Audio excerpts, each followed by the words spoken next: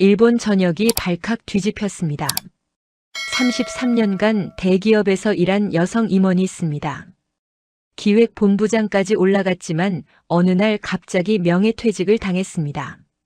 남자 동료들은 남았는데 자기만 나왔습니다. 그런데 그보다 더 충격적인 일이 있었습니다. 하나뿐인 딸이 안정적인 일본 직장을 버리고 한국으로 떠나버린 겁니다. 엄마가 30년 인맥을 동원해서 어렵게 연결해준 회사를요. 아무 상의도 없이요. 8개월간 연락도 뜸했습니다. 화가 난 엄마는 결심합니다. 직접 한국에 가서 딸을 데려오겠다고요. 한국이 얼마나 위험하고 불안정한지 두 눈으로 확인하고 딸의 눈을 뜨게 해주겠다고요. 비판할 목록까지 메모장에 적어갔습니다. 그런데 일주일 후 이 엄마에게 믿을 수 없는 일이 벌어집니다. 설득하러 간 사람이 오히려 설득당한 겁니다. 딸을 데려가려다 빈손으로 돌아왔습니다. 아니, 빈손이 아니었습니다. 완전히 다른 사람이 되어 돌아왔습니다. 도대체 한국에서 무슨 일이 있었던 걸까요?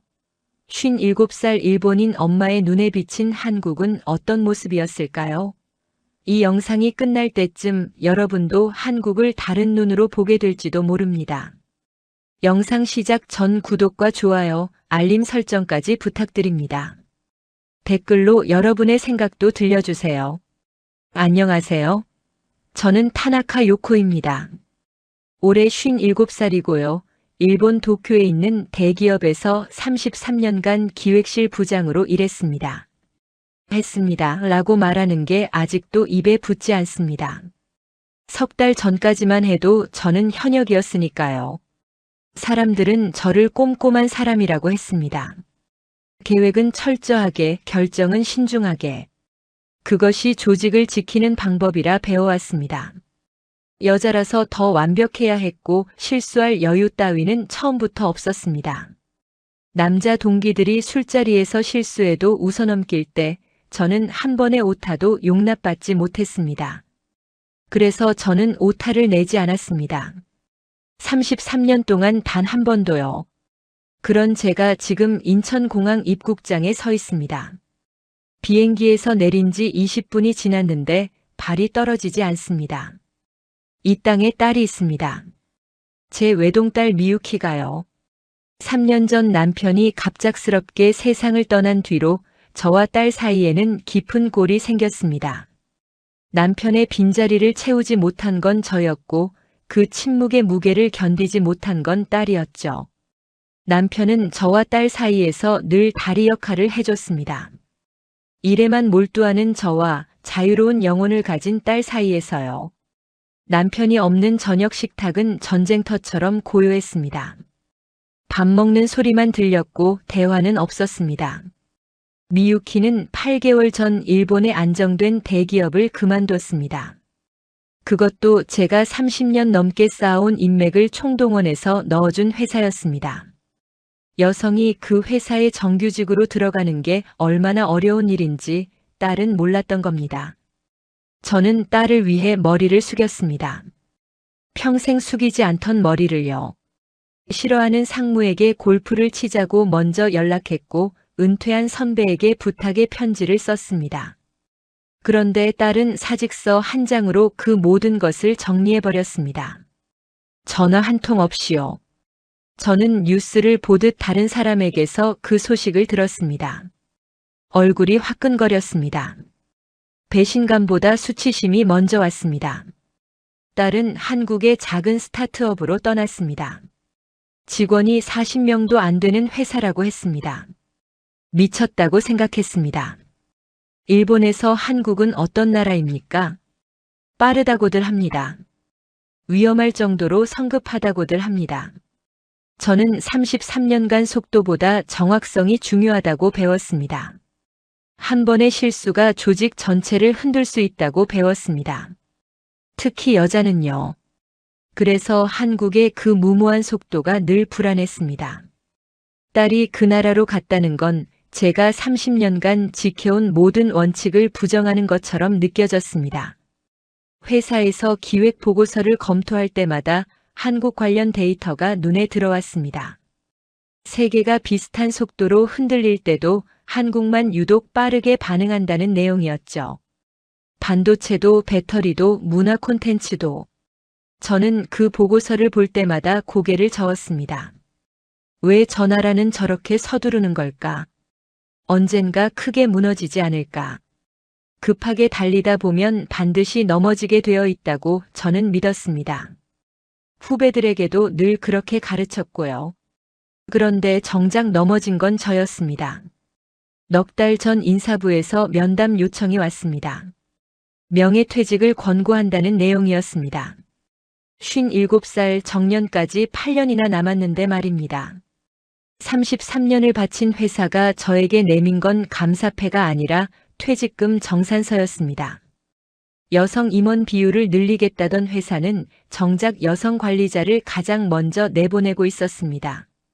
저보다 실적이 낮은 남자 동기들은 아직 자리를 지키고 있는데 말이죠. 저는 묻고 싶었습니다.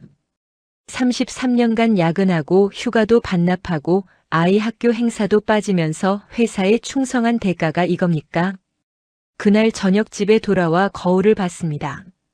33년간 회사를 위해 머리를 올리고 정장을 입었던 여자가 거기 서 있었습니다. 이제 그 정장을 입을 일이 없어진 여자가요. 남편이 살아있었다면 뭐라고 했을까요? 아마 웃으면서 말했을 겁니다. 이제 좀 쉬어라고. 그런데 저는 쉬는 법을 모릅니다. 33년간 일만 했으니까요. 쉬는 것도 기술인데 저는 그 기술을 배운 적이 없습니다.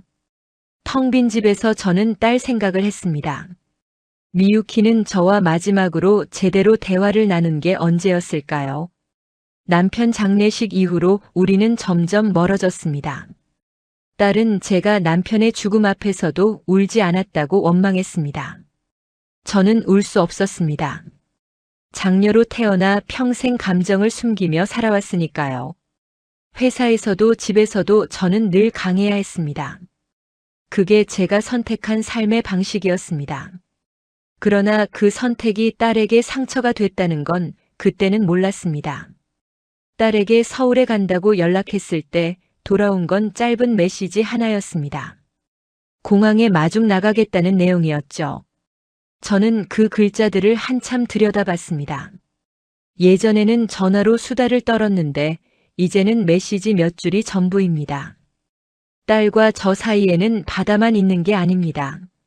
3년이라는 시간과 차마 말하지 못한 것들이 켜켜이 쌓여 있습니다. 입국장을 빠져나왔습니다. 사람들이 빠르게 움직입니다. 한국어 안내 방송이 울리고 여러 언어가 뒤섞여 들립니다. 도쿄 나리타 공항과는 다른 공기입니다.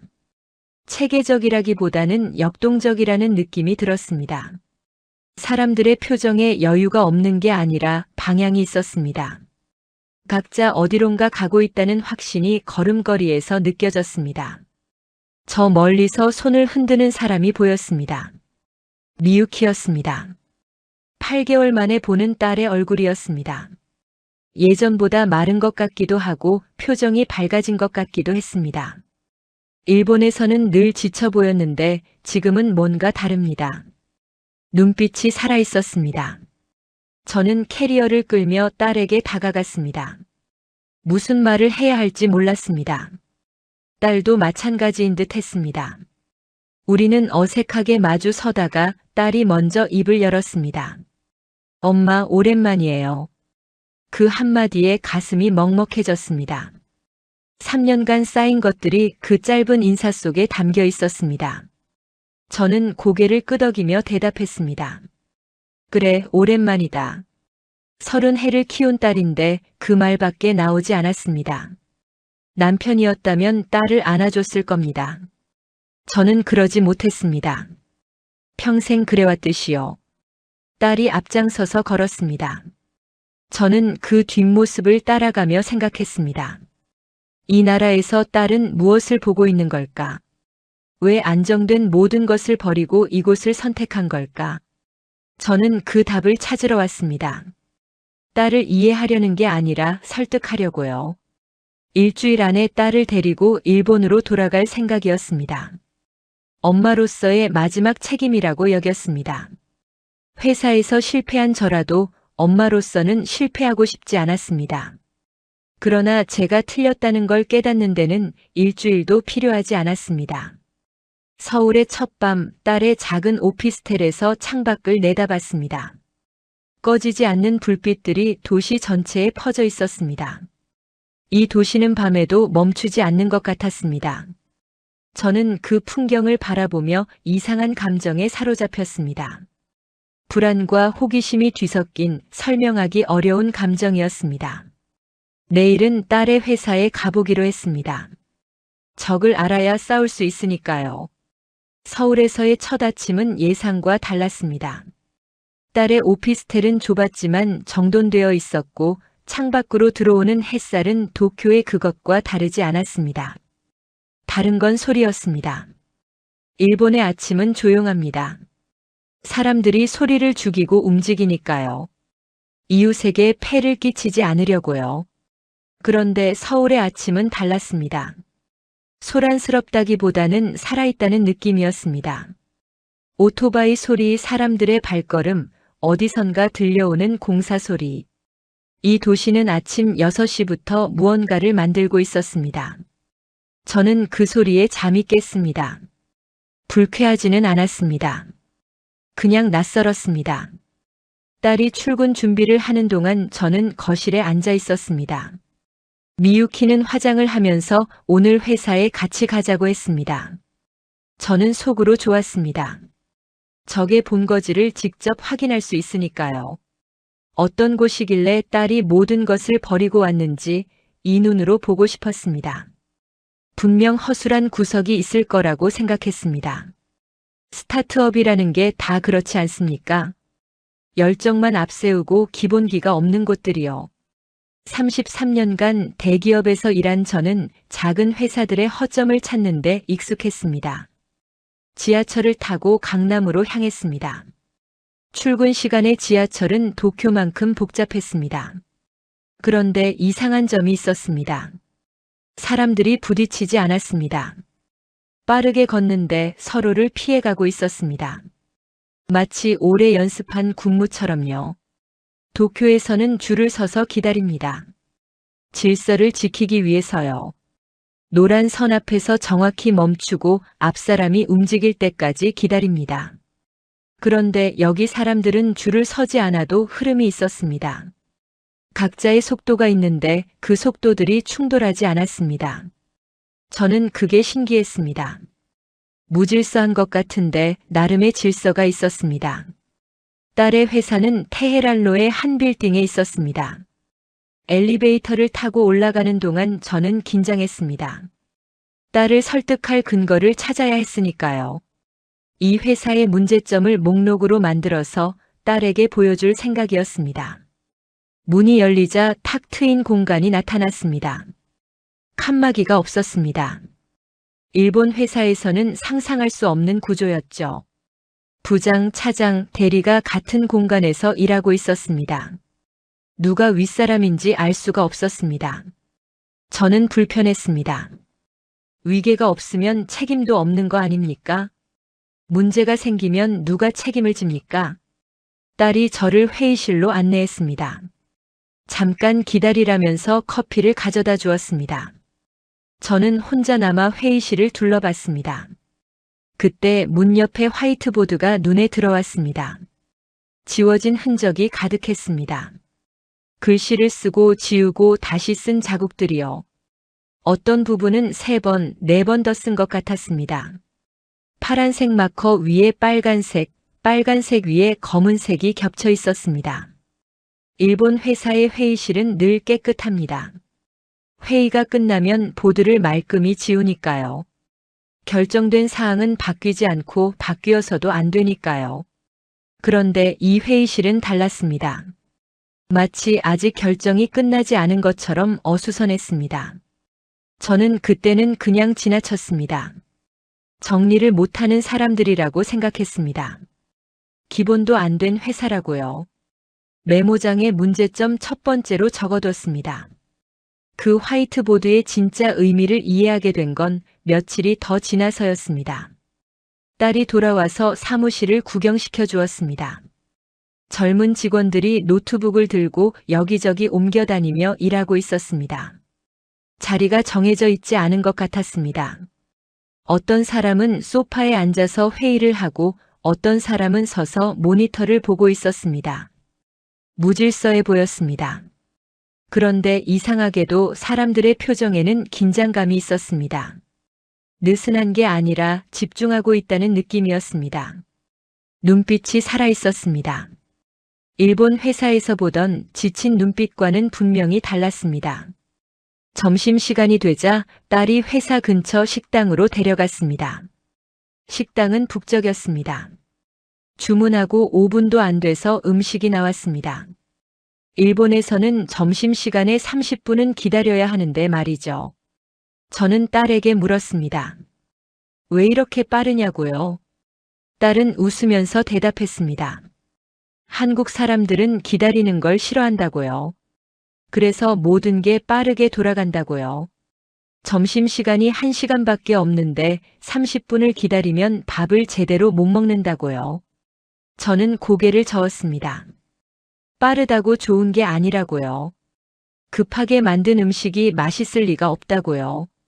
그런데 음식을 한 입 먹는 순간 말이 막혔습니다. 맛있었습니다. 빠른데 맛있었습니다. 저는 혼란스러웠습니다. 이건 제가 알던 공식과 맞지 않았습니다. 빠르면 대충이고 대충이면 질이 떨어진다고 배웠는데 말이죠. 메모장에 적어둔 문제점 목록에 물음표를 붙였습니다. 오후에는 딸의 회의에 참관했습니다. 뒤쪽에 앉아서 조용히 지켜봤습니다. 회의는 일본과 완전히 달랐습니다. 사람들이 서로 말을 끊었습니다. 일본에서는 있을 수 없는 일이죠. 상대방이 말을 끝낼 때까지 기다리는 게 예의니까요. 설령 그 의견이 틀렸더라도요. 그런데 여기서는 생각이 떠오르면 바로 말했습니다. 처음에는 무례하다고 느꼈습니다. 그런데 가만히 보니 그게 무례가 아니었습니다. 아이디어를 빨리 공유하려는 거였습니다.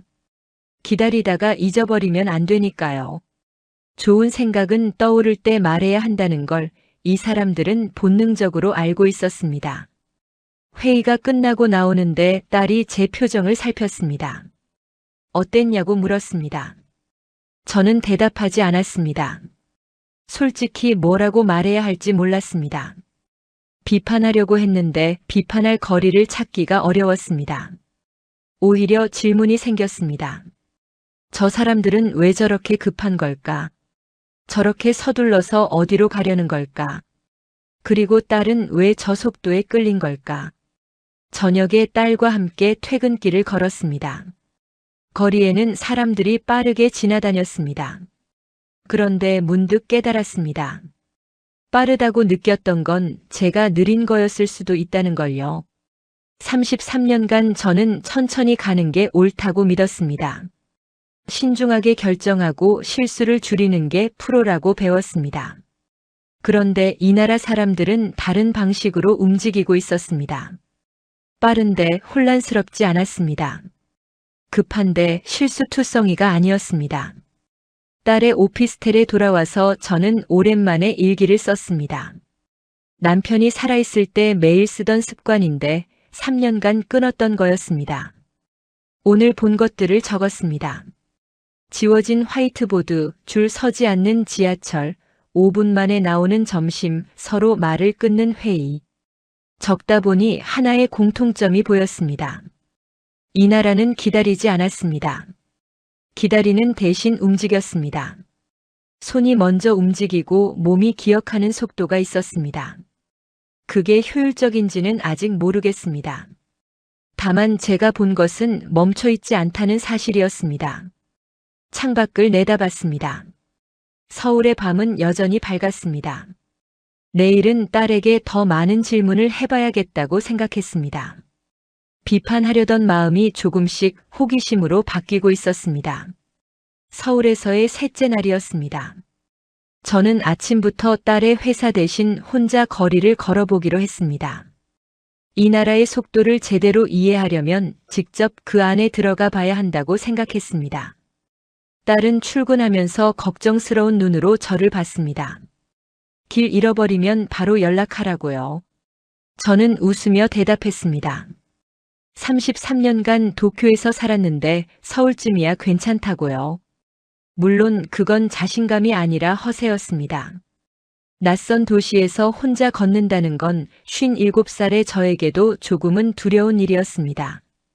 하지만 두려움보다 호기심이 더 컸습니다. 비판하려던 마음이 점점 탐구하려는 마음으로 바뀌고 있었습니다. 강남역 근처를 걸었습니다. 사람들이 정말 빠르게 움직였습니다. 그런데 이틀간 관찰한 결과 저는 한 가지 중요한 사실을 깨달았습니다.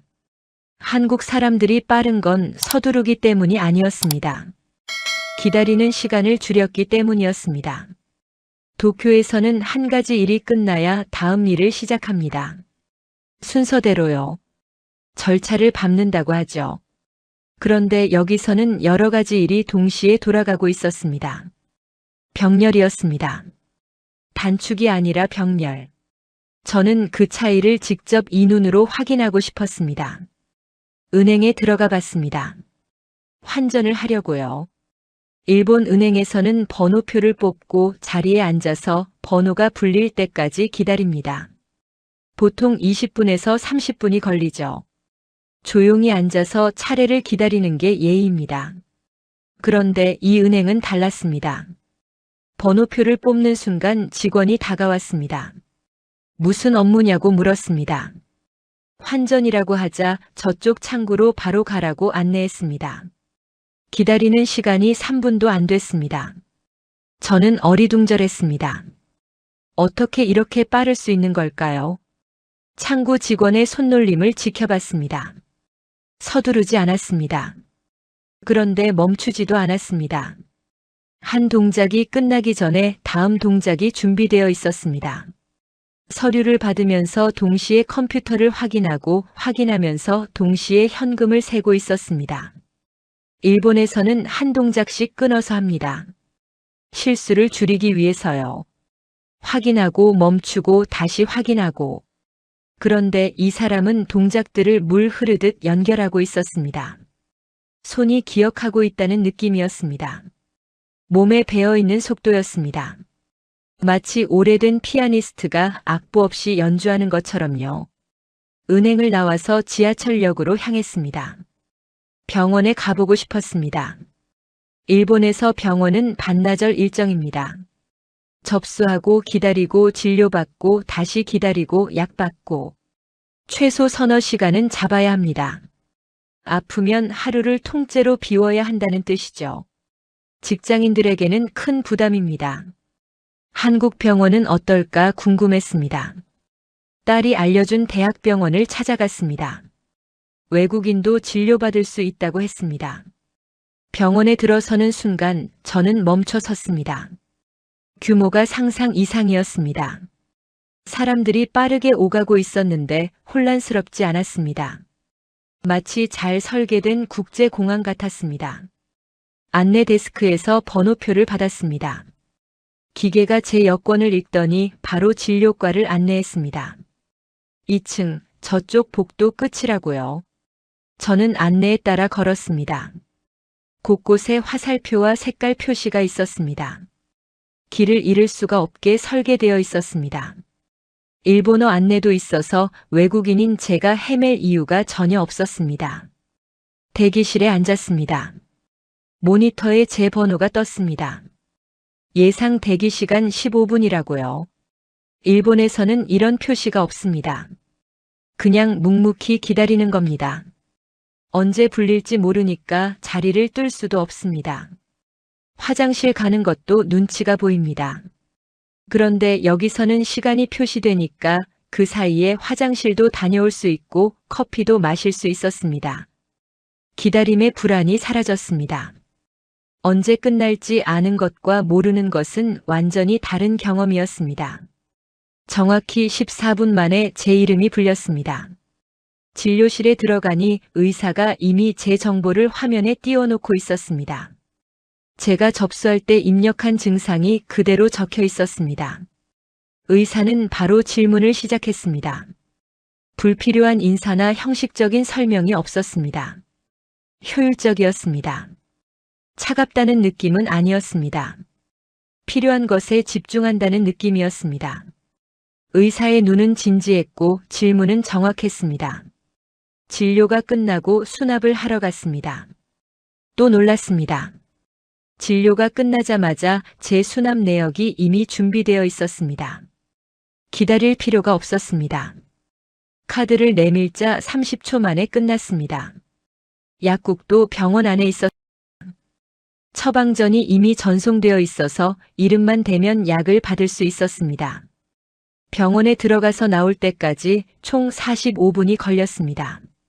일본에서는 최소 3시간 걸릴 일이었습니다. 저는 믿을 수가 없었습니다. 밖으로 나와서 벤치에 앉았습니다. 머리가 복잡했습니다. 이게 어떻게 가능한 걸까요? 저는 오랫동안 생각했습니다. 그리고 결론에 도달했습니다. 시스템이 연결되어 있었습니다. 접수, 진료, 수납, 약국. 각각이 따로 움직이는 게 아니라 하나의 흐름으로 연결되어 있었습니다. 한 단계가 끝나면 다음 단계가 자동으로 준비되는 구조였습니다. 정보가 실시간으로 공유되고 있었습니다. 그래서 빠른 거였습니다. 무리한 도전이 아니라 치밀한 설계의 결과였습니다. 일본에서는 각 단계가 독립적입니다. 접수는 접수대로, 진료는 진료대로, 수납은 수납대로. 서로 정보를 주고받지 않습니다. 개인정보 보호라는 명목도 있고 관료주의적인 관성도 한몫합니다. 그래서 매번 처음부터 설명해야 하고 매번 기다려야 합니다. 안전하지만 느립니다. 한국은 반대였습니다. 모든 게 연결되어 있어서 빠르지만 그만큼 시스템을 구축하는 데 많은 노력이 들었을 겁니다. 수많은 시행착오가 있었을 겁니다. 저는 그제야 깨달았습니다. 한국의 빠름은 성급함이 아니었습니다. 오랜 시간 쌓아온 시스템의 결과였습니다. 반복된 실패 위에 쌓은 방식이었습니다. 저녁에 딸을 만나 오늘 있었던 일을 이야기했습니다. 딸은 웃으면서 말했습니다. 한국 사람들은 기다리는 걸 정말 싫어한다고요. 그래서 기다리지 않아도 되는 시스템을 만들었다고요. 불편하면 바꾸는 나라라고요. 저는 그 말을 곱씹었습니다. 불편하면 바꾼다. 일본에서는 불편해도 참습니다.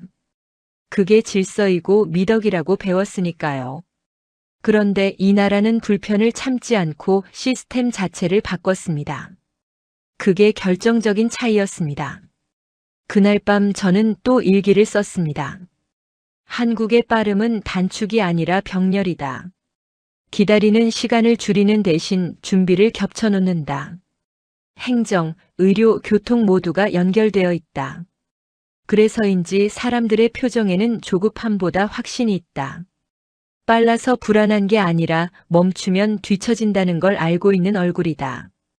저는 펜을 놓고 창밖을 바라봤습니다. 서울의 불빛이 밤하늘 아래 반짝이고 있었습니다. 이 도시는 멈추지 않았습니다. 그리고 저도 조금씩 멈춤에서 벗어나고 있었습니다. 서울에서의 넷째 날이었습니다. 딸이 중요한 회의가 있다며 저를 다시 회사로 초대했습니다. 외부 투자자들 앞에서 하는 발표가 아니라 내부 전략 회의라고 했습니다. 솔직히 저는 기대가 됐습니다. 이틀 전에 본 회의는 너무 짧았거든요. 이번에는 제대로 된 한국식 회의를 볼 수 있겠다 싶었습니다. 그리고 그 회의에서 저는 33년간 믿어왔던 것들이 흔들리는 경험을 했습니다. 제 인생의 전환점이라고 해도 좋을 것 같습니다.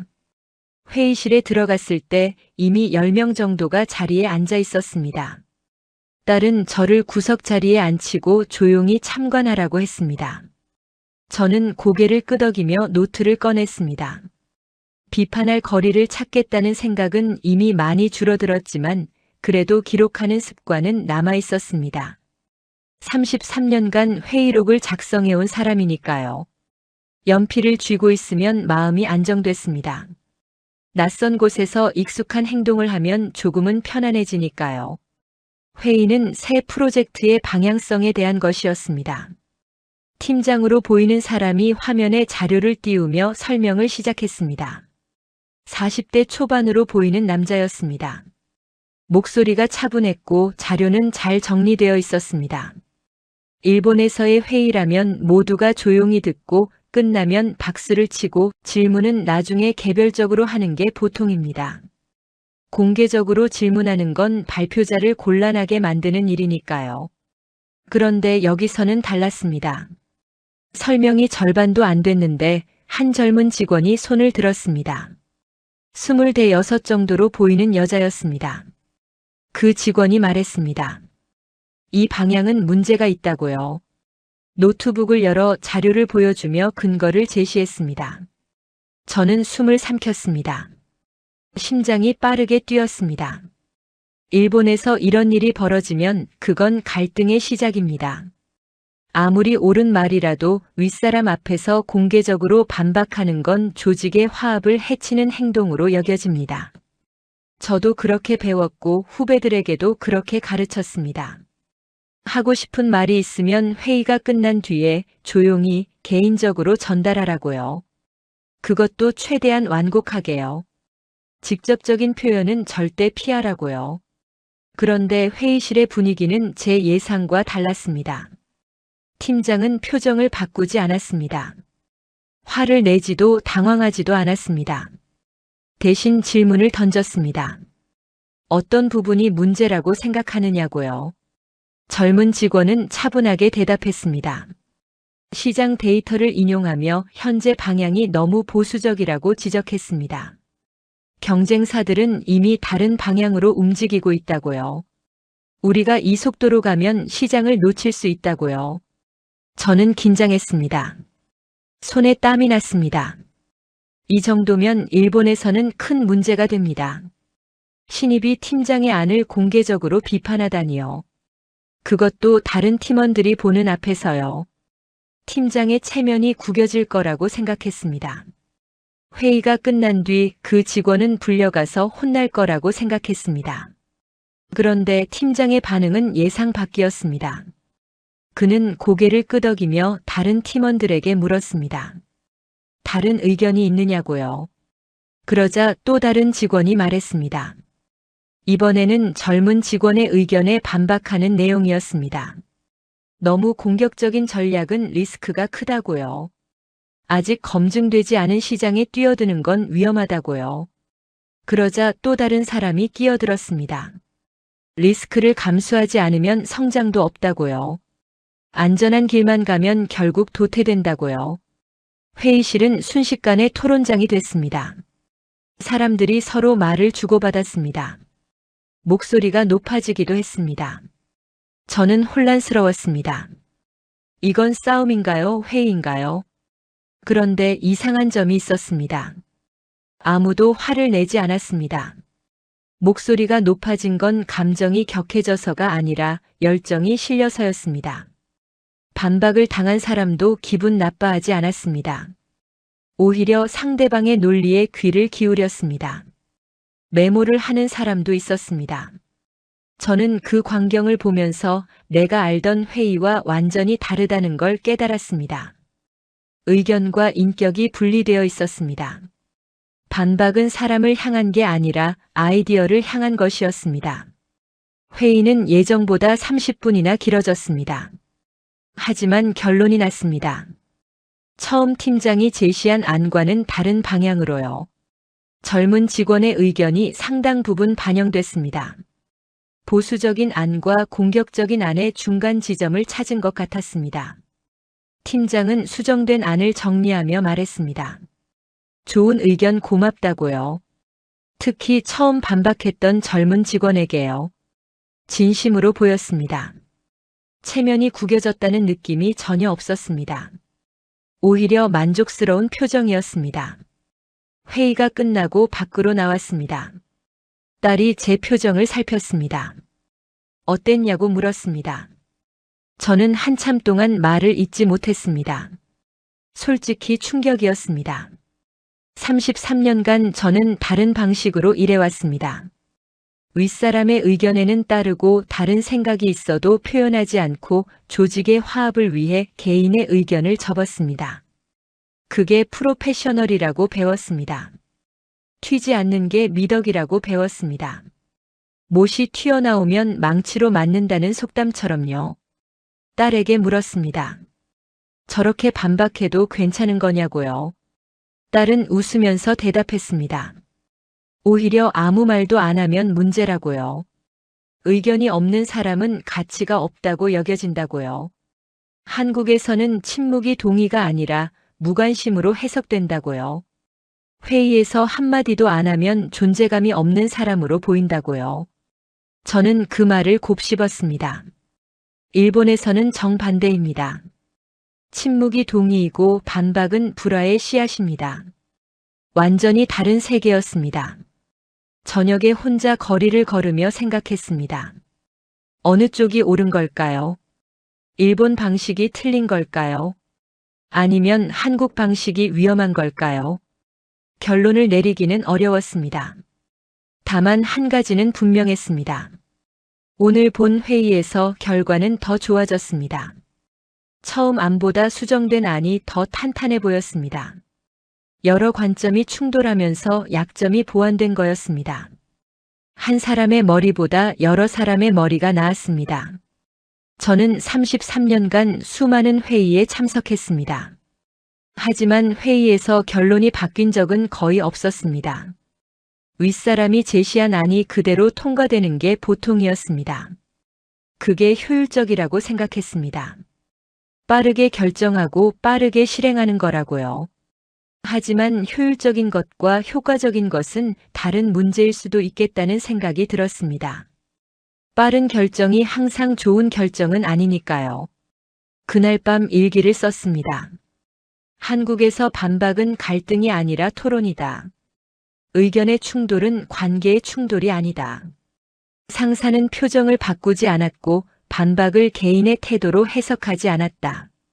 이 구조를 부정하는 사람들은 아마 이런 장면을 직접 보지 못했을 것이다. 나도 그랬다. 보기 전까지는 믿지 않았다. 저는 펜을 놓고 창밖을 바라봤습니다. 서울의 밤은 여전히 반짝이고 있었습니다. 그리고 제 안에서도 무언가가 반짝이기 시작했습니다. 33년간 굳어있던 무언가가 조금씩 움직이고 있었습니다. 서울에서의 5째 날이었습니다. 딸과 함께 저녁을 먹기로 했습니다. 회사 근처의 작은 식당이었습니다. 사람들로 북적였지만 구석 자리를 찾아 앉았습니다. 딸은 오랜만에 편안한 표정이었습니다. 저도 마찬가지였습니다. 8개월 만에 처음으로 우리는 진짜 대화를 나눌 준비가 된 것 같았습니다. 서울에 온 뒤로 저와 딸 사이의 벽이 조금씩 허물어지고 있었습니다. 어쩌면 이게 이번 여행의 진짜 목적이었는지도 모릅니다. 딸을 설득하는 게 아니라 딸을 이해하는 것이요. 음식을 주문하고 기다리는 동안 저는 그동안 궁금했던 것을 물었습니다. 왜 한국이었느냐고요? 일본에도 좋은 회사가 많은데 왜 굳이 외국이었느냐고요? 딸은 잠시 생각하더니 대답했습니다. 일본에서는 숨이 막혔다고요. 저는 그 말에 가슴이 찔렸습니다. 제가 연결해준 회사에서 숨이 막혔다는 건 어떤 의미에서는 제가 딸의 숨통을 조인 거나 마찬가지니까요. 30년 인맥을 동원해서 어렵게 구해준 자리였는데 그게 딸에게는 감옥이었던 겁니다. 딸이 말을 이었습니다. 일본 회사에서 3년을 일했다고요. 처음에는 좋았다고요. 안정적이고 체계적이고 예측 가능했다고요. 선배들이 친절했고 업무도 명확했다고요. 그런데 어느 순간부터 답답해졌다고요. 아이디어가 있어도 말할 수 없었다고요. 회의에서 손을 들면 눈치를 받았다고요. 선배들이 조용히 부르더니 말했다고요. 아직 때가 아니라고요. 5년은 더 지나야 의견을 낼 수 있다고요. 그때까지는 묵묵히 듣고 배우라고요. 딸은 그 말을 듣고 절망했다고 합니다. 5년을 입 다물고 있어야 한다는 게요. 그동안 자신의 생각은 어디에 두어야 하느냐고요. 서랍에 넣어두라는 건가요? 저는 할 말이 없었습니다. 그게 일본의 방식이니까요. 저도 그렇게 살아왔으니까요. 젊었을 때 아이디어가 있어도 참았습니다. 선배들이 틀렸다고 생각해도 말하지 않았습니다. 그게 조직을 위한 거라고 믿었습니다. 개인의 의견보다 조직의 화합이 중요하다고 배웠습니다. 그리고 33년이 지났습니다. 저는 기획본부장까지 올라갔지만 결국 명예퇴직을 당했습니다. 성과가 나쁘지 않았는데도요. 남자 동료들은 남았는데 저만 나왔습니다. 그 33년 동안 저는 얼마나 많은 아이디어를 삼켰을까요? 얼마나 많은 말들을 접어서 서랍에 넣어뒀을까요? 그리고 그 오랜 침묵의 대가로 저는 무엇을 얻었을까요? 명예퇴직 통보서 한 장이었습니다. 딸이 물었습니다. 엄마는 후회 안 하냐고요? 저는 대답하지 못했습니다. 후회라는 단어를 입에 올리기가 어려웠습니다. 후회한다고 말하면 33년이 무너지는 것 같았습니다. 내 인생 전체가 실패였다고 인정하는 것 같았습니다. 그런데 솔직히 후회하지 않는다고 말할 수도 없었습니다. 딸의 질문이 제 안에서 무언가를 건드렸습니다. 오래 묻어둔 감정이 올라오는 느낌이었습니다. 눈시울이 뜨거워졌습니다. 음식이 나왔습니다. 우리는 잠시 먹는 데 집중했습니다. 말없이 젓가락을 움직였습니다. 그러다 딸이 다시 입을 열었습니다. 한국에 와서 처음 회의에 들어갔을 때 무서웠다고요. 사람들이 서로 반박하는 게 싸우는 것처럼 보였다고요. 목소리가 높아지면 이제 큰일 났구나 싶었다고요. 그런데 회의가 끝나고 나니까 다들 웃으면서 밥 먹으러 가더라고요. 아까 격하게 토론하던 사람들이요. 그때 깨달았다고요. 여기서는 의견이 사람이 아니라는 걸요. 말을 해도 미움받지 않는다는 걸요. 그게 얼마나 큰 해방감인지 모른다고요. 저는 그 말을 듣고 이틀 전에 본 회의를 떠올렸습니다. 젊은 직원이 팀장에게 반박하던 장면이요. 그리고 회의가 끝난 뒤 팀장이 고맙다고 말하던 장면이요. 딸이 말한 것과 똑같았습니다. 의견과 사람이 분리되어 있었습니다. 저는 그제야 이해했습니다. 딸이 왜 이곳을 선택했는지를요. 숨을 쉬고 싶었던 거였습니다. 자신의 목소리를 내고 싶었던 거였습니다. 딸이 말했습니다. 여기서는 실수해도 괜찮다고요. 실패해도 다시 할 수 있다고요. 일본에서는 한 번 실수하면 낙인이 찍힌다고요. 그 사람은 실수한 사람으로 평생 기억된다고요. 인사 기록에도 남는다고요. 그래서 아무도 새로운 걸 시도하지 않는다고요. 위험을 감수할 이유가 없으니까요. 그런데 한국에서는 실패한 사람에게 또 기회를 준다고요. 실패의 경험이 오히려 자산으로 인정받는다고요. 한 번 넘어져 본 사람이 더 잘 안다고 생각한다고요. 저는 그 말을 듣고 첫날 봤던 화이트보드를 떠올렸습니다. 지워진 흔적이 가득했던 화이트보드요. 파란색 위에 빨간색, 빨간색 위에 검은색이 겹쳐 있던 화이트보드요. 저는 그때 그걸 정리 못하는 회사라고 생각했습니다. 기본도 안 된 곳이라고요. 메모장에 문제점으로 적어뒀습니다. 그런데 지금 생각해보니 그건 정반대였습니다. 그 화이트보드는 수많은 시도의 흔적이었습니다. 썼다가 지우고 다시 쓰고 또 지우고 결정이 바뀔 수 있다는 걸 인정하는 문화의 증거였습니다. 실패해도 다시 시작할 수 있다는 믿음의 증거였습니다. 일본 회사의 화이트보드는 늘 깨끗합니다. 회의가 끝나면 말끔히 지우니까요. 결정된 건 바뀌지 않으니까요. 흔적을 남기지 않는 게 미덕이니까요. 저는 그게 프로페셔널이라고 생각했습니다. 깔끔하고 체계적인 거라고요. 그런데 어쩌면 그건 프로페셔널이 아니라 경직이었는지도 모릅니다. 바꿀 수 없다는 건 틀려도 고칠 수 없다는 뜻이니까요. 실수를 인정하지 않는 문화니까요. 딸에게 물었습니다. 여기서 행복하냐고요? 딸은 웃으면서 대답했습니다. 힘들지만 살아있는 느낌이 든다고요. 매일 도전하고 매일 배우고 매일 성장한다고요. 일본에서는 그냥 편했지만 죽어가는 느낌이었다고요. 똑같은 하루가 반복되는 느낌이었다고요. 미래가 이미 정해진 것 같았다고요. 저는 그 말을 듣고 눈물이 날 뻔했습니다. 내가 딸에게 권했던 삶이 딸을 죽어가게 했다는 뜻이니까요. 안정적인 직장, 예측 가능한 미래, 그런 것들이 딸에게는 감옥이었던 겁니다. 식당을 나와 거리를 걸었습니다. 서울의 밤거리는 활기가 넘쳤습니다. 딸이 제 팔을 잡았습니다. 8개월 만에 처음이었습니다.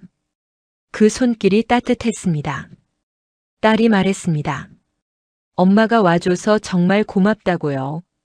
비판하러 온 줄 알았는데 이해해 주려고 노력하는 게 보인다고요. 저는 대답하지 못했습니다. 이해라기보다는 제가 틀렸다는 걸 인정하는 중이었습니다. 딸을 설득하러 왔는데 오히려 제가 설득당하고 있었습니다. 오피스텔로 돌아와서 일기를 썼습니다. 화이트보드의 비밀을 알았다.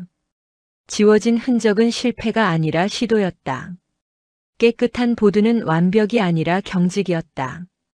딸은 숨막히는 곳을 떠나 숨 쉴 수 있는 곳을 찾았다. 그걸 도망이라고 생각했던 내가 부끄럽다. 저는 펜을 놓고 창밖을 바라봤습니다. 서울의 밤은 여전히 밝았습니다. 그리고 저는 처음으로 진심으로 생각했습니다. 딸이 옳았을 수도 있다고요. 그리고 제가 틀렸을 수도 있다고요. 서울에서의 6째 날이었습니다. 딸이 주말이라 쉬는 날이었습니다. 우리는 함께 시장에 가기로 했습니다. 딸이 좋아하는 전통시장이 있다고 했습니다. 광장시장이라고요. 저는 시장을 좋아합니다. 도쿄에서도 자주 갔습니다. 츠키지 시장이나 아메요코 시장에 직접 가면 마음이 편해졌습니다. 시장에 가면 그 나라의 진짜 모습이 보인다고 생각하니까요. 관광지가 아니라 사람들이 실제로 살아가는 곳이니까요. 그래서 딸의 제안이 반가웠습니다. 지하철을 타고 종로 가역에서 내렸습니다. 시장 입구에 들어서는 순간 저는 멈춰 섰습니다. 사람들이 정말 많았습니다. 좁은 통로에 가게들이 빼곡히 들어서 있었고 사람들이 서로 부딪히며 걸어가고 있었습니다. 소리도 엄청났습니다. 상인들이 호객하는 소리, 손님들이 대화하는 소리, 기름 튀기는 소리가 뒤섞여 있었습니다. 일본의 시장은 이렇지 않습니다. 줄을 서서 차례를 기다리고 통로는 넓고 사람들은 부딪히지 않게 조심합니다. 목소리도 낮춥니다. 그런데 여기서는 부딪히는 게 당연한 것처럼 보였습니다. 아무도 사과하지 않았습니다. 아무도 화내지도 않았습니다. 딸이 웃으면서 말했습니다. 한국에서는 부딪히는 게 자연스럽다고요. 사람이 많으니까 어쩔 수 없다고요. 그래서 아무도 신경 쓰지 않는다고요. 오히려 매번 사과하면 더 이상하게 본다고요. 저는 그 말을 듣고 고개를 끄덕였습니다. 일본에서는 부딪히면 즉시 사과합니다. 실례합니다. 죄송합니다. 하루에도 수십 번씩 말합니다. 그게 예의라고 배웠습니다. 그런데 여기서는 그런 말이 없었습니다. 처음에는 무례하다고 생각했습니다. 교양이 없다고 생각했습니다. 그런데 조금 더 지켜보니 다른 방식의 예의인 것 같았습니다. 부딪혀도 기분 나빠하지 않는 것. 그것도 하나의 배려였습니다. 서로 불편하게 만들지 않는 방식이었습니다. 시장 안쪽으로 들어갔습니다. 음식 냄새가 진하게 풍겼습니다. 빈대떡을 굽는 소리, 기름 튀기는 소리, 순대 삶는 냄새, 사람들의 대화 소리가 섞여 있었습니다. 딸이 한 가게 앞에 섰습니다. 빈대떡 가게였습니다. 줄이 길었습니다. 저는 줄 끝에 서려고 했는데 딸이 저를 잡았습니다. 그냥 기다리면 된다고요. 줄이 아니라 그냥 모여 있는 거라고요. 저는 이해가 안 됐습니다. 줄이 아니면 어떻게 순서를 정하는 거죠? 그런데 지켜보니 정말 그랬습니다. 사람들이 대충 모여 있다가 자리가 나면 알아서 앉았습니다. 먼저 온 사람이 먼저 먹는 게 아니었습니다. 자리가 나는 대로 앉는 거였습니다. 그런데 신기하게도 아무도 불평하지 않았습니다. 일본에서는 상상도 할 수 없는 방식이었습니다. 빈대떡을 먹었습니다. 정말 맛있었습니다. 바삭하고 고소했습니다. 녹두 향이 입안에 퍼졌습니다. 딸이 막걸리도 시켰습니다. 낮부터 술이냐고 물었더니 딸이 웃었습니다. 시장에서는 낮술이 당연하다고요. 한국 사람들은 분위기를 즐길 줄 안다고요. 저는 막걸리를 한 잔 마셨습니다. 달콤하고 시원했습니다. 탄산이 살짝 있어서 청량했습니다. 빈대떡과 정말 잘 어울렸습니다. 주변을 둘러보니 정말 많은 사람들이 낮부터 술을 마시고 있었습니다. 웃고 떠들고 시끌벅적했습니다. 일본에서는 낮에 술 마시는 걸 부끄럽게 생각합니다. 눈치를 봅니다. 알코올 중독자로 보일까 봐요. 그런데 여기서는 아무도 눈치 보지 않았습니다. 그냥 즐기고 있었습니다. 삶을 즐기는 방법을 아는 사람들이었습니다. 시장을 더 둘러봤습니다. 옷가게, 그릇가게, 이불가게, 포목점, 한복집까지 없는 게 없었습니다. 저는 한 그릇가게 앞에서 멈췄습니다. 예쁜 도자기가 눈에 들어왔습니다. 푸른 빛이 도는 청자 스타일이었습니다. 가격을 물었습니다. 주인 아주머니가 대답했습니다. 15,000원이라고요. 저는 가격이 좀 비싸다고 생각했습니다. 일본에서는 그냥 돌아섰을 겁니다. 정찰제니까요. 가격은 정해진 거고 협상의 여지가 없으니까요. 그런데 딸이 옆에서 말했습니다. 좀 깎아달라고요. 저는 깜짝 놀랐습니다. 값을 깎다니요. 그런데 주인 아주머니는 당연하다는 듯이 응했습니다. 얼마에 줄까, 얼마면 되겠냐, 이런 대화가 오갔습니다. 딸이 10,000원에 달라고 했습니다. 주인 아주머니가 12,000원에 해주겠다고 했습니다. 결국 12,000원에 샀습니다. 처음 가격보다 3,000원이나 싸게요. 딸이 말했습니다. 한국에서는 흥정이 문화라고요.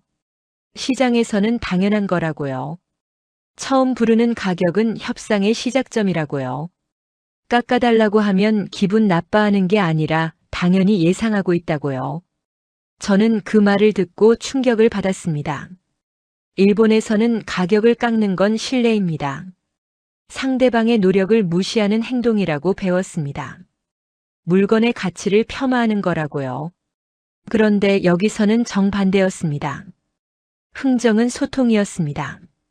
가격을 주고받는 과정에서 서로 대화하고 웃고 관계를 만들어가는 거였습니다. 그냥 물건만 사는 게 아니라 사람과 사람이 만나는 거였습니다.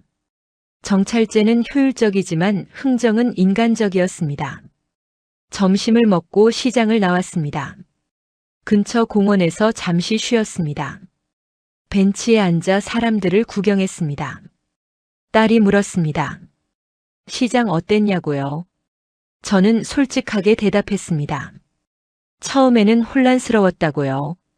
줄도 없고 시끄럽고 사람들이 부딪히고 일본과 너무 달랐다고요.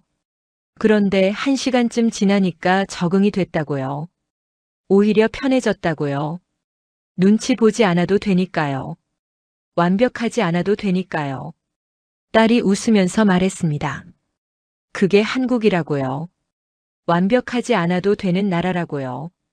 실수해도 괜찮고 부딪혀도 괜찮고 큰 소리로 웃어도 괜찮은 나라라고요. 저는 그 말을 곱씹었습니다. 일본에서 저는 항상 완벽해야 했습니다. 실수하면 안 됐습니다. 눈치를 봐야 했습니다. 튀면 안 됐습니다.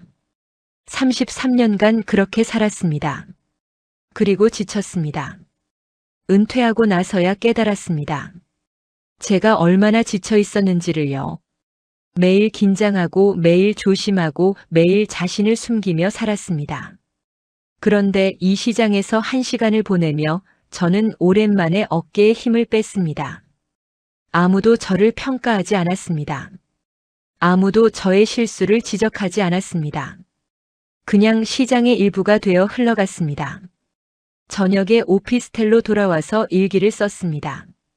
오늘 시장에서 배운 것, 완벽하지 않아도 된다는 것, 줄을 서지 않아도 질서는 있다는 것, 부딪혀도 사과하지 않는 게 무례가 아니라는 것, 흥정은 협상이 아니라 소통이라는 것. 한국의 시장은 혼란스러워 보이지만 그 안에 다른 종류의 질서가 있었다. 일본의 질서가 틀린 건 아니다. 하지만 유일한 정답도 아니었다. 저는 펜을 놓고 창밖을 바라봤습니다. 서울의 밤은 오늘도 밝았습니다. 그리고 저는 생각했습니다. 어쩌면 제가 평생 믿어온 것들이 전부가 아니었을 수도 있다고요. 세상에는 다른 방식도 있다는 걸 57살이 되어서야 배우고 있는 중이었습니다. 서울에서의 7째 날이었습니다. 내일이면 도쿄로 돌아가는 날이었습니다. 일주일이 이렇게 빨리 지나갈 줄 몰랐습니다. 처음 인천공항에 내렸을 때만 해도 일주일이 길게 느껴졌습니다. 딸을 설득하고 문제점을 지적하고 일본으로 데려갈 계획이었으니까요. 메모장에 적을 비판 목록까지 준비해 왔습니다. 그런데 지금 저는 완전히 다른 사람이 되어 있었습니다. 설득하러 온 사람이 설득당한 거였습니다. 비판하러 온 사람이 오히려 반성하게 된 거였습니다. 아침에 딸이 물었습니다. 오늘 뭐 하고 싶냐고요? 마지막 날인데 특별히 가고 싶은 곳이 있냐고요? 저는 잠시 생각했습니다. 관광지는 가고 싶지 않았습니다. 그리고 대답했습니다. 딸의 일상을 보고 싶다고요. 특별한 게 아니라 평소에 어떻게 사는지 보고 싶다고요. 주말에 뭘 하는지, 어디서 시간을 보내는지 그런 게 궁금하다고요. 딸은 고개를 끄덕였습니다. 그러면 같이 카페에 가자고요. 주말마다 가는 단골 카페가 있다고요. 거기서 책도 읽고 일도 하고 그냥 시간을 보낸다고요. 카페는 오피스텔에서 걸어서 10분 거리에 있었습니다. 작은 골목 안에 숨어 있는 곳이었습니다. 간판도 작고 눈에 잘 띄지 않았습니다. 일본에서는 이런 카페를 은신처라고 부릅니다. 아는 사람만 아는 곳이요. 딸이 문을 열고 들어갔습니다. 안에는 사람이 별로 없었습니다. 조용하고 아늑했습니다. 나무 인테리어가 따뜻한 느낌을 줬습니다. 창가 자리에 앉았습니다. 햇살이 따스하게 들어왔습니다. 이런 곳에서 딸이 주말을 보낸다고 생각하니 마음이 놓였습니다. 커피를 주문하고 기다리는 동안 저는 카페 안을 둘러봤습니다. 책장에 책이 가득했습니다. 벽에는 작은 그림들이 걸려 있었습니다. 음악은 잔잔한 재즈였습니다. 일본의 카페와 비슷하면서도 달랐습니다. 뭐가 다른지 처음에는 알 수 없었습니다. 그런데 조금 있다가 깨달았습니다. 사람들이 혼자 와도 편해 보였습니다. 일본에서는 혼자 카페에 오면 어딘가 쓸쓸해 보입니다. 눈치를 보게 됩니다. 누군가 기다리는 것처럼 행동하게 됩니다. 그런데 여기서는 혼자 온 사람들이 당당했습니다. 노트북을 펴고 일하는 사람, 책을 읽는 사람, 그냥 창밖을 바라보며 생각에 잠긴 사람. 모두 자신만의 시간을 즐기고 있었습니다. 외로워 보이지 않았습니다. 딸이 말했습니다. 한국에서는 혼밥, 혼술, 혼영이 유행이라고요. 혼자 밥 먹고 혼자 술 마시고 혼자 영화 보는 거라고요. 처음에는 외로운 사람들이 어쩔 수 없이 하는 거라고 생각했는데 지금은 당당한 선택이 됐다고요. 혼자만의 시간을 즐기는 게 오히려 멋있는 거라고요. 자기 자신과 시간을 보낼 줄 아는 사람이 진짜 어른이라고요. 저는 그 말을 듣고 놀랐습니다. 일본에서는 혼자 행동하는 걸 부끄럽게 여깁니다. 특히 여자가 혼자 식당에 가거나 술을 마시면 이상하게 봅니다. 불쌍하다고 생각합니다. 저도 평생 그렇게 생각했습니다. 그런데 여기서는 정반대였습니다. 혼자를 즐길 줄 아는 게 능력이었습니다. 커피가 나왔습니다. 딸은 노트북을 꺼내 뭔가를 하기 시작했습니다. 회사 일인 것 같았습니다. 저는 그냥 앉아서 딸을 바라봤습니다. 딸의 표정이 진지했습니다. 집중하고 있었습니다. 손가락이 키보드 위를 빠르게 움직였습니다. 일본에 있을 때는 이런 표정을 본 적이 없었습니다. 항상 지쳐 보였고 눈에 힘이 없었습니다. 퇴근하고 집에 오면 방에 들어가 누워만 있었습니다.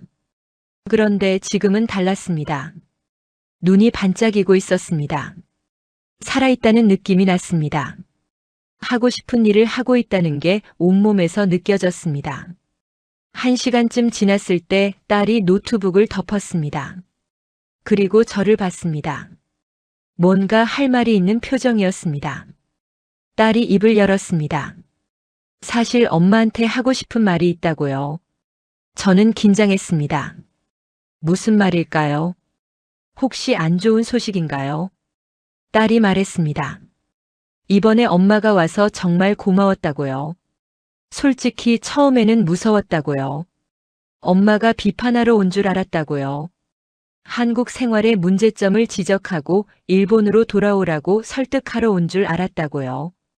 공항에서 만났을 때 엄마 표정이 굳어 있어서 일주일 동안 잔소리를 들을 각오를 했다고요. 저는 대답했습니다. 솔직히 그랬다고요. 처음에는 정말 그랬다고요. 딸을 데려가려고 왔다고요. 한국이 얼마나 위험하고 불안정한지 확인하려고 왔다고요. 그런데 일주일 동안 보니까 제가 틀렸다는 걸 알게 됐다고요. 한국은 제가 생각한 것과 달랐다고요. 위험하지도 불안정하지도 않았다고요. 다를 뿐이었다고요. 그리고 딸도 제가 생각한 것보다 훨씬 잘 살고 있었다고요. 딸의 눈에 눈물이 고였습니다. 딸이 말했습니다. 엄마가 그렇게 말해줘서 정말 기쁘다고요. 8개월 동안 힘들었다고요. 엄마한테 인정받지 못한다는 게 가장 힘들었다고요. 일이 힘든 건 괜찮았다고요. 그런데 엄마가 자기 선택을 인정해주지 않는다는 게 마음이 아팠다고요. 전화할 때마다 돌아오라는 말만 들으니까 점점 전화하기가 싫어졌다고요. 저는 그 말을 듣고 가슴이 먹먹해졌습니다. 제가 딸에게 그런 상처를 줬다는 걸 몰랐습니다. 아니, 알면서도 모른 척 했는지도 모릅니다. 저는 딸의 손을 잡았습니다. 그리고 말했습니다. 미안하다고요. 딸의 선택을 존중하지 못해서 미안하다고요. 내 방식만 옳다고 생각했다고요.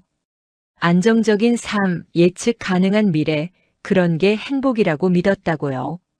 그게 딸을 위한 거라고 착각했다고요. 그런데 이번에 와서 보니까 행복은 다른 곳에 있을 수도 있다는 걸 알게 됐다고요. 딸이 웃으면서 말했습니다. 엄마가 변했다고요. 일주일 만에 많이 변했다고요. 저도 웃었습니다. 57살에도 변할 수 있다는 게 신기하다고요. 늦었지만 다행이라고요. 카페를 나와 거리를 걸었습니다. 딸이 제 팔을 잡았습니다. 어제처럼요. 우리는 한참을 말없이 걸었습니다. 그런데 이상하게 불편하지 않았습니다. 침묵이 편안했습니다. 예전에는 딸과 있으면 항상 뭔가 말해야 할 것 같았습니다. 조언을 해야 할 것 같았습니다. 가르쳐야 할 것 같았습니다. 그런데 지금은 그냥 함께 있는 것만으로 충분했습니다. 그게 진짜 관계라는 걸 이제야 알았습니다. 말이 필요 없는 편안함이요. 저녁에 오피스텔로 돌아와서 짐을 쌌습니다. 내일 아침 비행기였습니다. 짐을 싸면서 일주일을 돌아봤습니다. 인천공항에서 느꼈던 불안과 긴장, 딸 회사에서 본 지워진 화이트보드, 병원의 놀라운 효율성, 회의에서 당당하게 반박하던 젊은이들, 시장의 다른 종류의 질서, 그리고 오늘 카페에서 나눈 대화. 모든 게 연결되어 있었습니다. 한국은 다른 나라였습니다. 다르다는 게 틀린 게 아니었습니다. 다른 방식으로 작동하는 사회였습니다. 잠들기 전에 일기를 썼습니다. 일주일간의 서울. 딸을 데려가러 왔다가 오히려 내가 바뀌었다. 완벽하지 않아도 되는 나라. 실패해도 다시 시작할 수 있는 나라. 의견을 말해도 미움받지 않는 나라. 혼자여도 당당할 수 있는 나라. 딸은 그런 곳을 선택했다. 그리고 그 선택은 옳았다. 저는 펜을 놓고 창밖을 바라봤습니다. 서울에서의 마지막 밤이었습니다. 불빛이 반짝이고 있었습니다. 내일이면 떠나지만 이 일주일은 평생 기억에 남을 것 같았습니다. 인천공항이었습니다. 출국장 앞에 서 있었습니다. 딸이 배웅을 나왔습니다. 일주일 전에도 이 공항에 있었습니다. 그때는 딸의 얼굴이 굳어 있었습니다. 저도 긴장하고 있었습니다. 서로 불편했습니다. 무슨 말을 해야 할지 몰랐습니다. 그런데 지금은 달랐습니다. 딸이 웃고 있었습니다. 저도 웃고 있었습니다. 일주일 만에 모든 게 바뀌었습니다. 아니, 모든 게 바뀐 건 아닙니다. 제가 바뀐 겁니다. 세상을 보는 눈이 바뀐 겁니다. 출국 수속을 하기 전에 카페에 앉았습니다. 마지막으로 커피 한 잔을 마시기로 했습니다. 딸이 아메리카노를 시켰습니다. 저도 같은 걸 시켰습니다. 일주일 전만 해도 저는 한국 커피가 입에 안 맞았습니다. 너무 쓰다고 생각했습니다. 일본 커피처럼 부드럽지 않았습니다. 그런데 지금은 이 맛이 익숙해졌습니다. 쓴맛 속에 깊은 풍미가 있다는 걸 알게 됐습니다. 처음에는 불편했던 것들이 익숙해지는 데는 시간이 필요했습니다. 커피도 그랬고 사람도 그랬고 문화도 그랬습니다. 딸이 물었습니다. 일주일 동안 어땠냐고요? 한국이 어떻게 느껴졌냐고요? 저는 잠시 생각했습니다. 어떻게 말해야 할지 고민했습니다. 그리고 대답했습니다. 처음에는 혼란스러웠다고요. 모든 게 일본과 달랐으니까요. 빠르고 시끄럽고 질서가 없어 보였다고요. 사람들이 부딪히고 줄을 안 서고 목소리가 크고. 솔직히 첫날에는 후회했다고요. 왜 왔을까 싶었다고요. 그런데 며칠 지나니까 보이기 시작했다고요. 다른 종류의 질서가 있다는 걸요. 다른 방식의 배려가 있다는 걸요. 일본이 틀린 것도 아니고 한국이 틀린 것도 아니었다고요. 그냥 다른 거였다고요. 다름을 인정하는 게 이렇게 어려운 줄 몰랐다고요. 딸이 고개를 끄덕였습니다. 그리고 말했습니다. 자기도 처음에는 적응이 힘들었다고요. 일본에서 배운 방식이 여기서는 안 통했다고요. 조용히 기다리면 아무도 알아주지 않았다고요. 의견을 말해야 했고 적극적으로 나서야 했다고요. 처음에는 그게 무례하다고 생각했다고요. 예의가 없다고 생각했다고요. 그런데 지금은 그게 솔직함이라는 걸 안다고요. 돌려 말하지 않고 직접 말하는 것. 그게 오히려 서로를 존중하는 방식이었다고요. 시간을 낭비하지 않는 거였다고요. 저는 그 말을 듣고 33년을 돌아봤습니다. 일본 회사에서 저는 항상 돌려 말했습니다. 직접적으로 말하면 신뢰라고 배웠으니까요. 의견이 있어도 조심스럽게 포장했습니다. 반대해도 반대한다고 말하지 않았습니다. 그게 예의라고 생각했습니다. 그게 조직을 위한 거라고 믿었습니다. 그런데 그 예의 때문에 얼마나 많은 시간이 낭비됐을까요? 얼마나 많은 오해가 생겼을까요? 직접 말했으면 5분이면 끝날 일을 돌려 말하느라 1시간씩 걸렸습니다. 그 시간들이 쌓여서 33년이 됐습니다. 딸이 말했습니다. 엄마가 다시 오면 좋겠다고요. 이번에는 일주일이 아니라 더 길게요. 한 달쯤 있으면 더 많이 보여줄 수 있다고요. 제주도도 가고 부산도 가고 경주도 가자고요. 한국은 서울만 있는 게 아니라고요. 저는 웃으면서 대답했습니다. 그러겠다고요. 다음에는 더 오래 있겠다고요. 그리고 이번에는 관광도 좀 하겠다고요. 이번에는 딸의 일상만 봤지 정작 서울 구경은 못했으니까요. 딸이 웃었습니다. 경복궁도 가고 북촌도 가고 한강도 가자고요. 맛있는 것도 더 많이 먹이겠다고요. 출국 시간이 다가왔습니다. 저는 일어서서 딸을 안았습니다.